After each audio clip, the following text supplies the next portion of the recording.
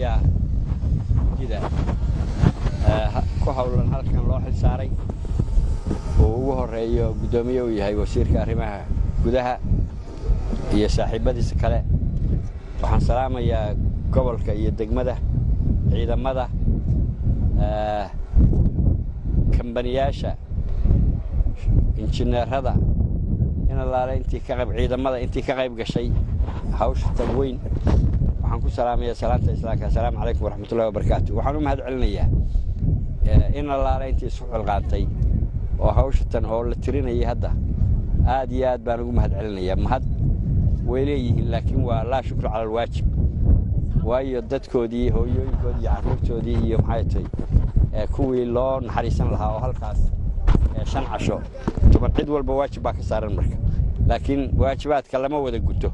intii gudatay waa u mahad celinaya oo ay ka mid yihiin kambaniyashaas private-ka ah, kuwa dawladda BHA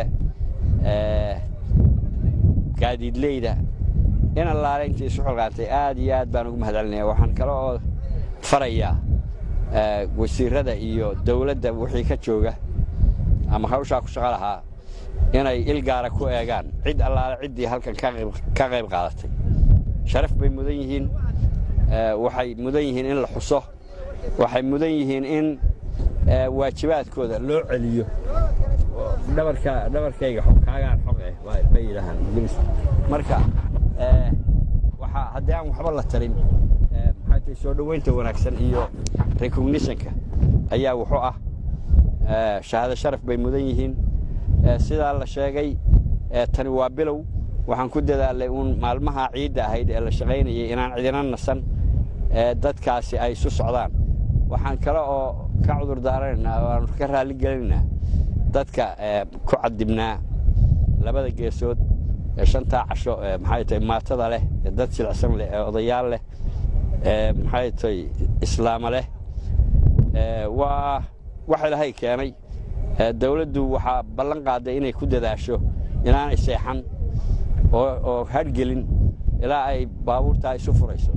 insha Allahna sida injineerku inoo sheegay ama wasiiradu inoo sheegeen si degdeg ah ayay u furmi doontaa.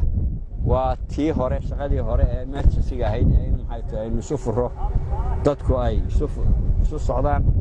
tii weyneed waa inoo dambaysaa diversion-kii iyo buundada samaynteedii weyneed. hawl weyn bay inaga rabtaa. waxaan ugu baaqayaa reer Puntland sidii ay yeeli jireen yeelaba hadda oo bilaabe, oo waayo waxaa gaadiida iyo waxaa maxay tahay xoogihii waa voluntary, waa maxay tahay waa iskaa wax qabso, waa shaqaan baa lagu sameeyey. sida aynu caadadu u ahaan jirtay reer Puntlandna waxaanu ka rajaynaynaa inaanay sidaa ku dhammaystiraan buundada ilaa intay iyo meeshii kale ee maxay tahay dhibaato inaga timaadaba.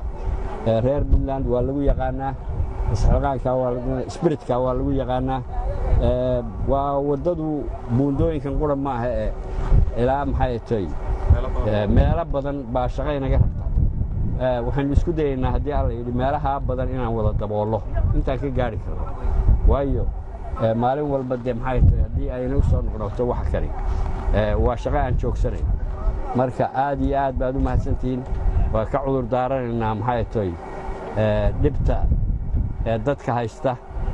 waa raxmadda Ilaahay, waa inta ugu yar ee maxay tahay laakiin waxa ka badnaa waxa Ilaahay inoogu deeqay baa ka badan. xoola waa baxeen, dad waa dhintay. Allah ha u naxariisto wixii dhintay. wixii xoole baxayna waa la heli doonaayo. raxmaddaas ayaa haddii neef u hadho ama 2 neef u hadho way tarmayaan. wuxuu waa beer xooluhu. marka waa iman doontaa abaartii haddii Ilaahay naga fujiyo waa inaanu Ilaahay ugu xamdi naqnaa. aad iyo aad baad u mahadsantihiin. waxaan rajaynayaa hawshan iyada ah inay si degdeg ah inoogu dhamaato, inaan dadku qaxootigaa noqon muddo inta ka badan ayaan rajaynaynaa sida ay injineeradii iyo guddidu ballan qaadeen. aad iyo aad baad u mahadsantihiin.